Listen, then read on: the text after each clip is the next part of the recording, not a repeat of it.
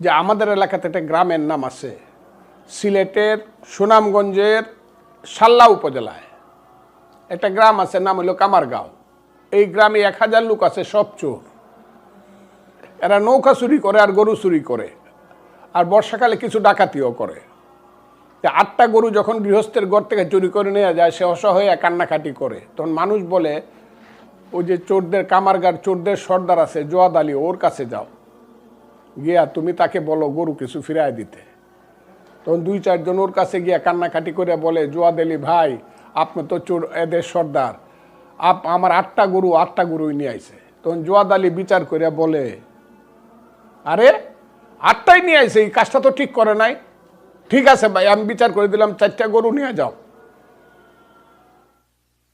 হ্যাঁ, আর এরা যেহেতু কষ্ট করছে, তোমরা ধরতে পারলে তাদেরকে মারধর করতা, পুলিশের হাতে দিলে তো জেল হইতো। এই এদের